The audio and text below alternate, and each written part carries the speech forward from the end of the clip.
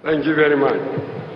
Your Excellencies, the visiting presidents and their spouses, Your Excellency, the Vice President, Yemi Oshubanjo, wives of the President and the Vice President, representatives of the heads of state and governments, the Senate President, Speaker, House of Representatives, Acting Chief Justice of the Federation, members of the National Assembly, former governors and party leaders, members of the Diplomatic Corps, service chiefs, Inspector General of Police, and other heads of security organizations, APC party faithfuls and stalwarts, senior government officials, distinguished invited guests, ladies and gentlemen. All praise is due to God Almighty, who spared our lives to be present at this occasion. We give thanks also that the democratic process has been further entrenched and strengthened.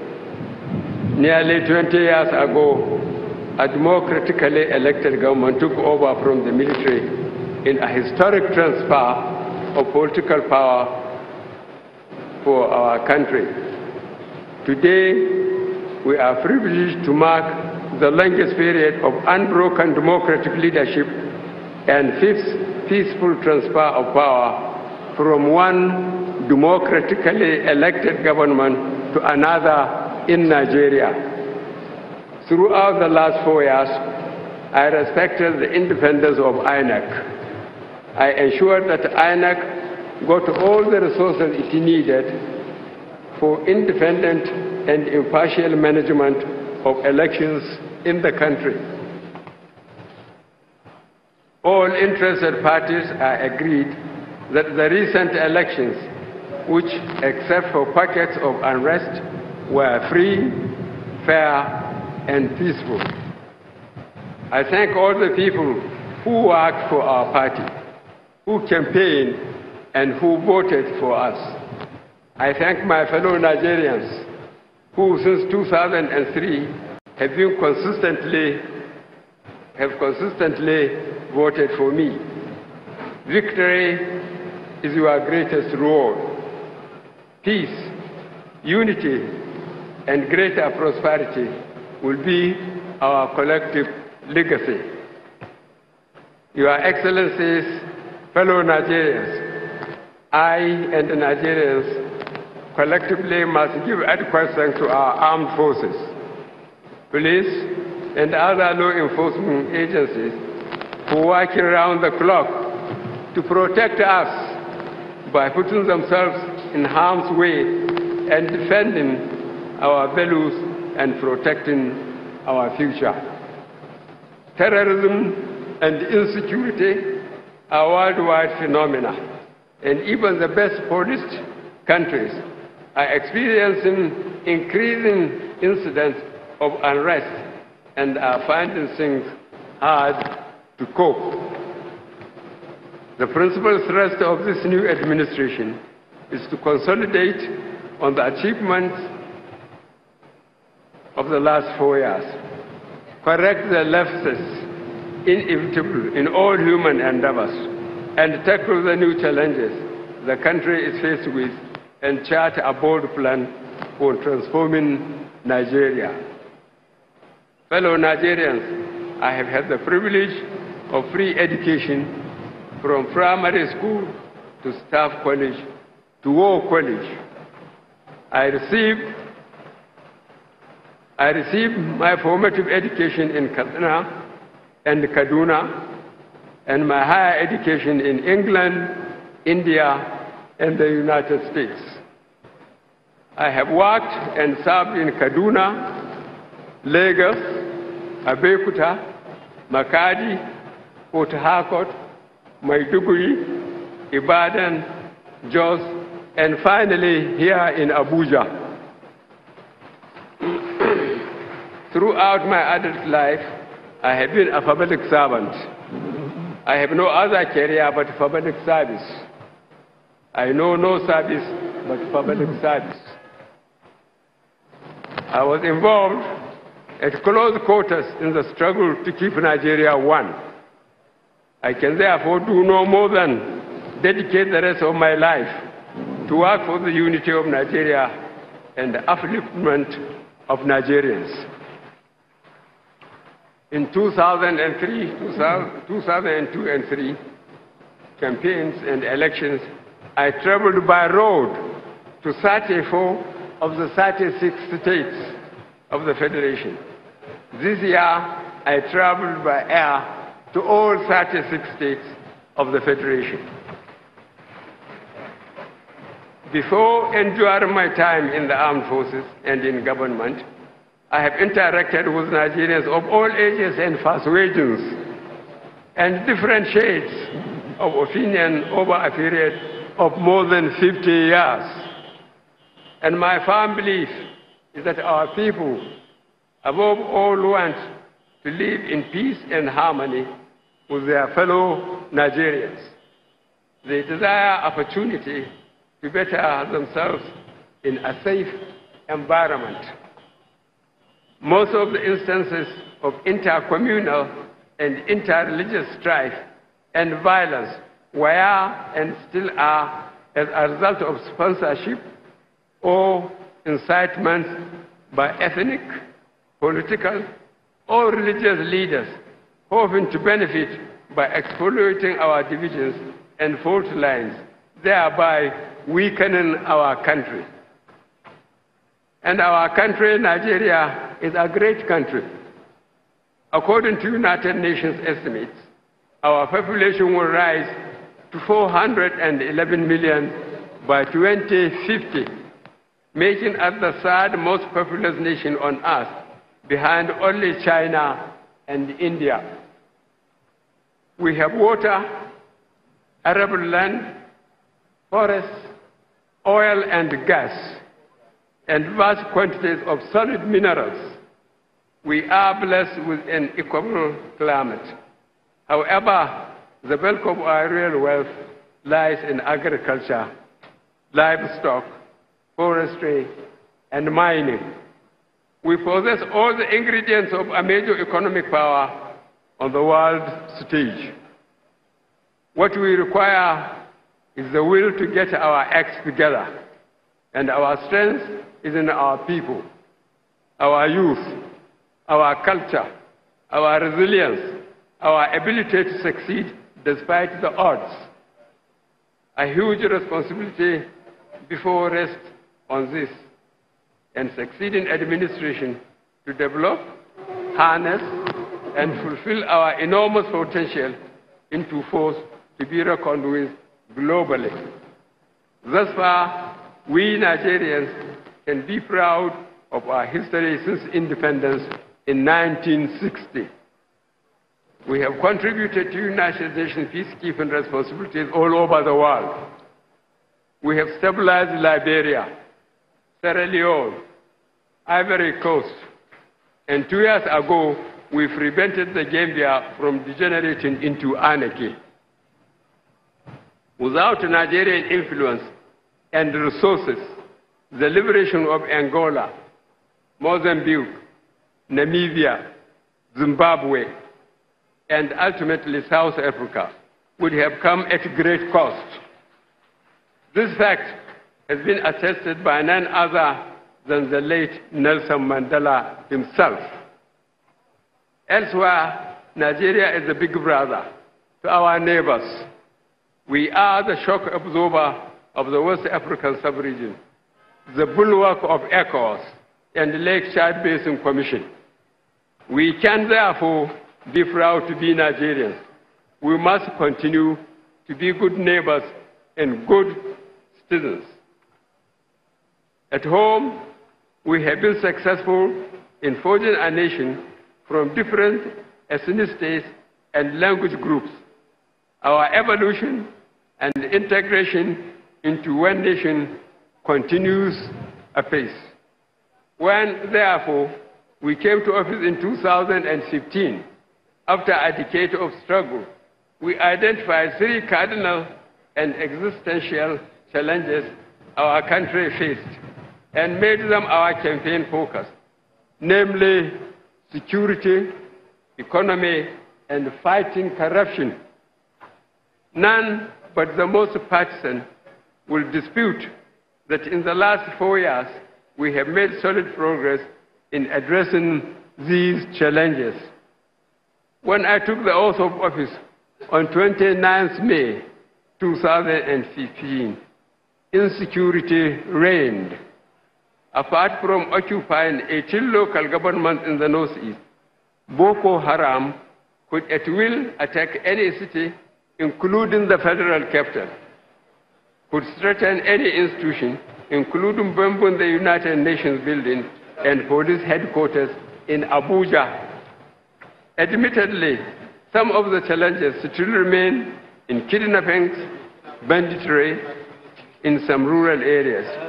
The great difference between 2015 and today is that we are meeting these challenges with much greater support to the security forces in terms of money, equipment, and improved local intelligence.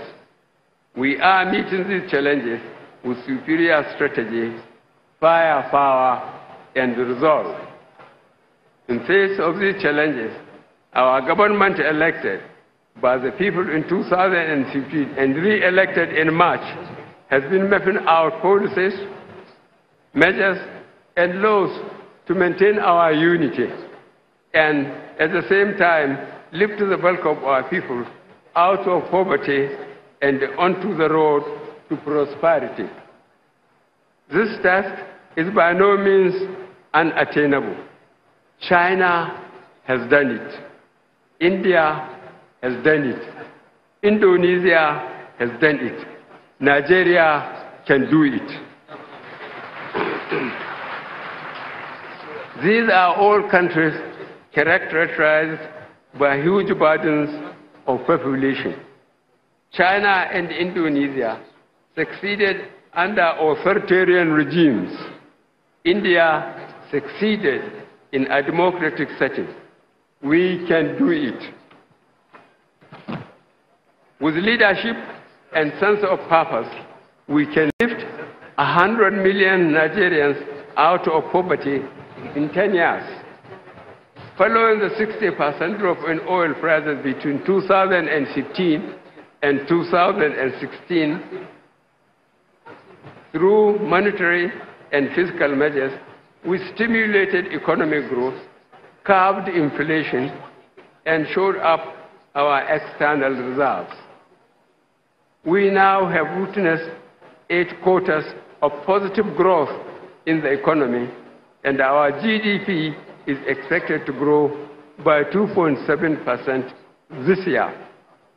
Furthermore, our external reserves have risen to $45 billion United States dollars, enough to finance over 9 months of current import commitments.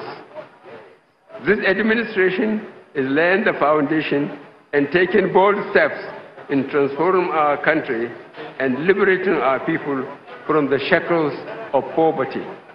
First, we will take steps to integrate rural economies to the national economic grid by extending access to small-scale credits and inputs to rural farmers, credit to rural micro-businesses, and opening up many critical feeder roads. Secondly, for small-scale enterprises in towns and cities, we shall expand facilities currently available so that we can continue to encourage and support domestic production of basic goods and reduce our reliance of imported goods, as I will outline later. For the next 4 years, we will remain committed to improving the lives of people by consolidating efforts to address these key issues, as well as emerging challenges of climate change, resettling displaced communities, and dealing decisively with the few flashes of insecurity across the country and the impacts of food scarcity and regional stability. We are not daunted by the enormity of the task ahead. Instead, we are revived by this new mandate to work collaboratively with state and local governments, legislators, the diplomatic corps, and all Nigerians to rebuild and reposition our country as a heartbeat and reference point for our continent. Fellow Nigerians, Your Excellencies, ladies and gentlemen, despite the enormous resources pledged to infrastructure development these past 4 years, there remains the urgent need to modernize our roads and bridges, electricity grid, ports, and rail system. Whilst agriculture and industrial output have recovered since the recession, we are more committed than ever to work with the private sector to improve productivity and accelerate economic growth. The Manufacturing Purchasing Managers Index, which is the gauge of manufacturing activity in the country, has arisen from 26 consecutive months since March 2017, indicating continuous growth and expansion in our manufacturing sector. It still takes too long for goods to clear at our seaports, and the roads leading to them are congested. It still takes too long for routine and regulatory approvals to be secured. These issues affect our productivity, and we are committed to addressing them permanently. Our government will continue to reduce social and economic inequality through targeted social investment programs, education, technology, and improved information. Our social intervention programs are a model for other nations. Together with state governments, we provide millions of school children with meals in primary schools, microloans to traders and entrepreneurs, skills and knowledge acquisition support to graduates, and of course, conditional cash transfers to the poorest and most vulnerable in our society. A database of poor and vulnerable households is being carefully built based on age, gender, disability, educational levels, for proper planning in this administration's war against poverty. A database of unemployed but qualified youth has also been developed under the National Social Investment Program, which can be used by the public and private sectors for recruitment purposes. Cumulatively, nearly 2 million beneficiaries have received aid under this program, apart from Anchor's Growers Program and School Feeding Initiative, each reaching 2 million recipients. And we will do more, much more. Fellow Nigerians, Your Excellencies, ladies and gentlemen, we know that there exists a strong correlation between economic inequality and insecurity. When economic inequality rises, insecurity rises. But when we actively reduce inequality through investments in social and hard infrastructure, insecurity reduces. The disturbing increase in rates of kidnapping, banditry, and other criminal activities can be attributed to the decades of neglect and corruption in social investment, infrastructure development, education, and healthcare. This issue is further compounded by the impact of our changing climate and ecology. The ECOWAS and Sahel regions, starting from Chad all the way to Mali, are also experiencing adverse impacts of drought and desertification, which have triggered waves of human displacement, conflicts between farmers and herdsmen, terrorism, and a fundamental socio-economic change to our way of life. These issues are regional and not unique to Nigeria alone. The problems call for increased regional and international cooperation in developing a sustainable solution. As chairman of ECOWAS, I will be hosting a regional security summit of heads of states in the Sahel to develop a joint strategy to continue our efforts in addressing these issues. Fellow Nigerians, Your Excellencies, ladies and gentlemen, at the heart of inequality and insecurity is pervasive corruption. When we took office, we realized if we fight corruption, corruption will fight back.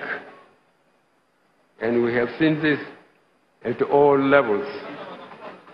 For Nigeria to progress, a collective resolution to address corruption and foster broad-based prosperity is required to create a country that is not only for a few privileged, but for all Nigerians. This charge is not only to civil servants, ministers, legislators, and state government functionaries, but also to corporate leaders. We shall make greater investments in our rural economies. We shall aggressively source locally our raw materials. We have incentives for investments specifically made in rural communities. However, nationwide development cannot occur from Abuja alone. It must occur at states, and government cannot do it alone. I therefore implore all state governments, especially those with large rural communities, to aggressively solicit investments in your states.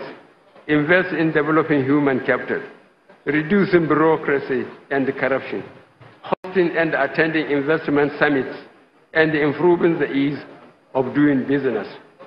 At this point, I would like to express my sincere gratitude to the entrepreneurs, investors, and venture capitalists who have built or are building agro-processing projects, petrochemical plants, crude oil and solid mineral refineries, energy exploration, software development projects, telecom infrastructure, health, education, and manufacturing projects, and the like, across our country.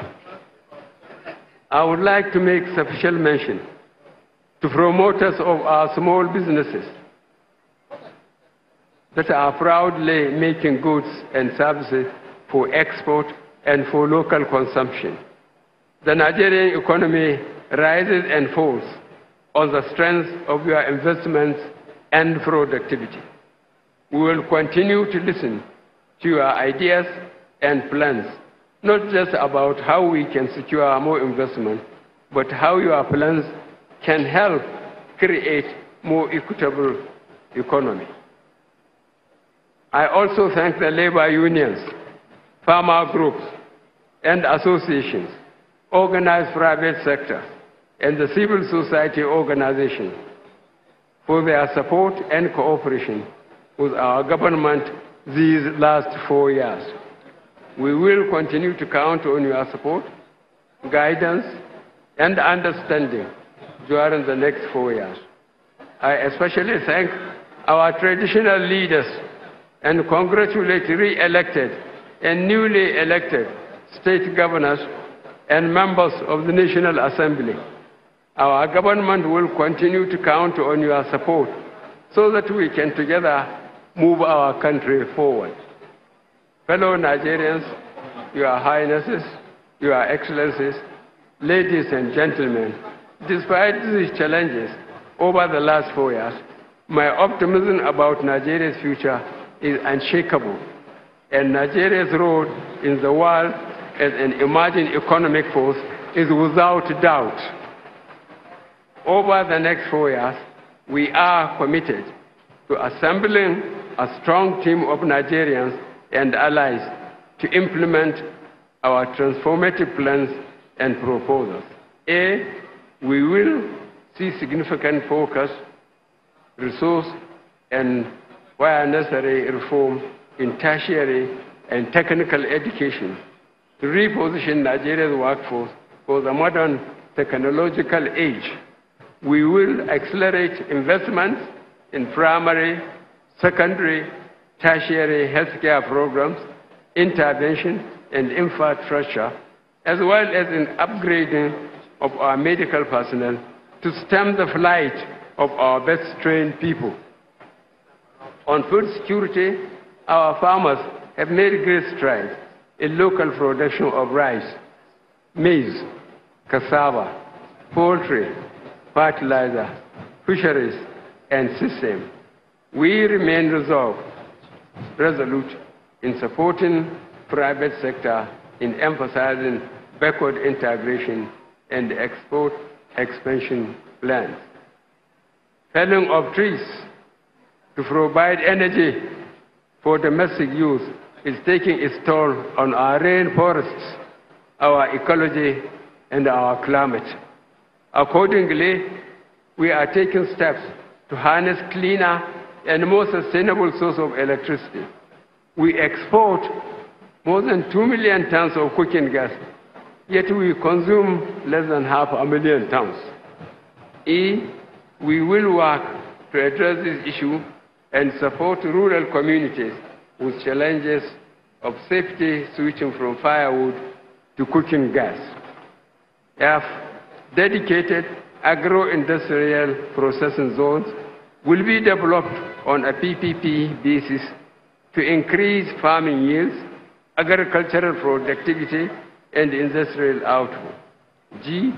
Over 2,000 kilometers of ongoing federal road and bridge projects across the country will be completed to reduce journey times and the cost of doing business.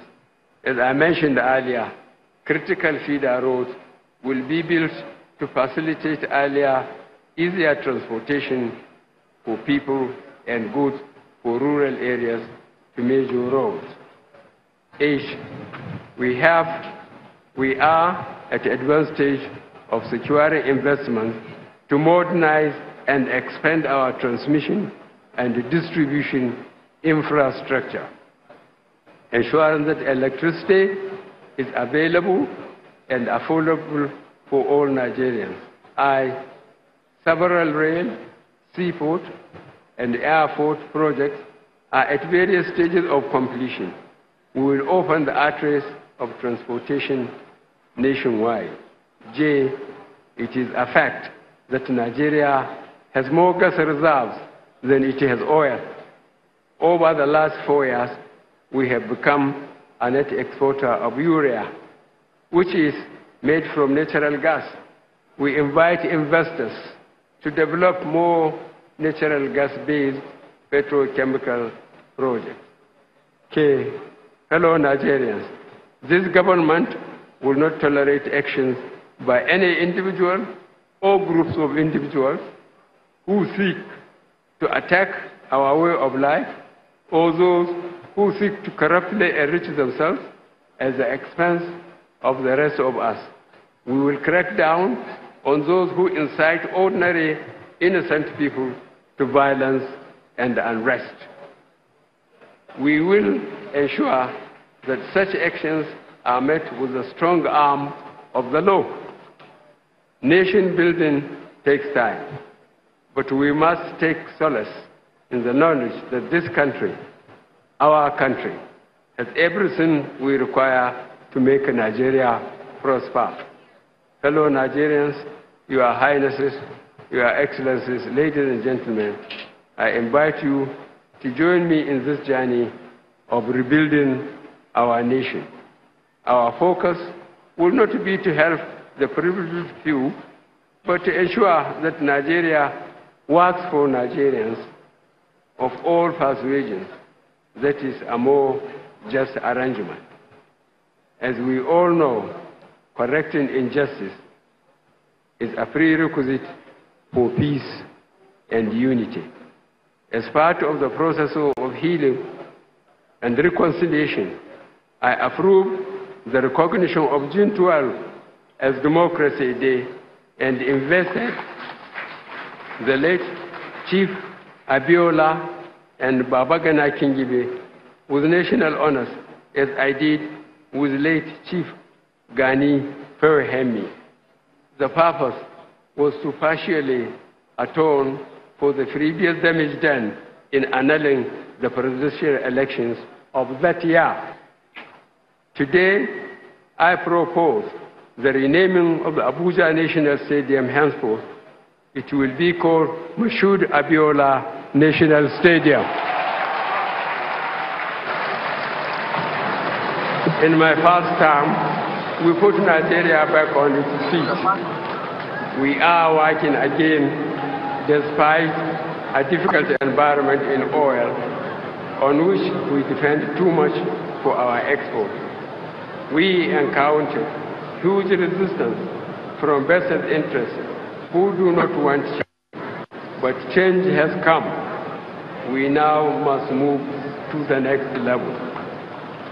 By the grace of God, I intend to keep oath I have taken today and to serve as President for all Nigerians. I thank you for attending this august occasion from far and near, and for all your best wishes to me, to our party, and to Nigeria. God bless us all. God bless the Federal Republic of Nigeria. He deserves a standing ovation, please. Thank you. The maiden Democracy Day address by the special guest of honor, Reviewing Officer, President Commander-in-Chief, His Excellency Muhammadu Buhari. Very enlightening, elaborate, and reassuring. Thank you. Parade Commander, please. Your Excellencies, may please take your seats, please. Thank you. Take your seats. Thank you. We appreciate it. Thank you. Parade Commander. Cameraman, can you please exit where you are there in front of the saluting desk, please? Thank you. Right! One more! Attention!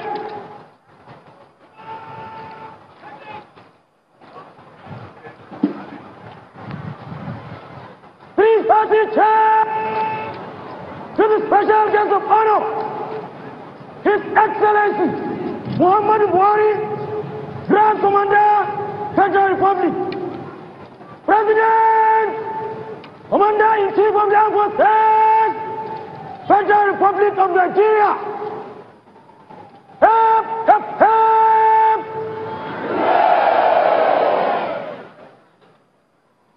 Hep, hep, hep.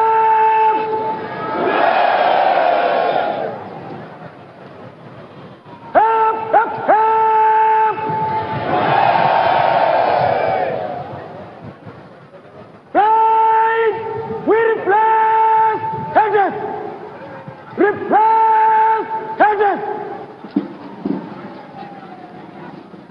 Shortly, we're going to have the national anthem. Please, we are all expected to rise.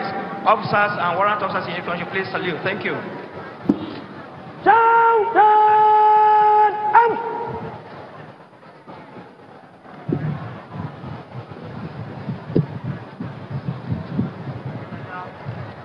National flag! Please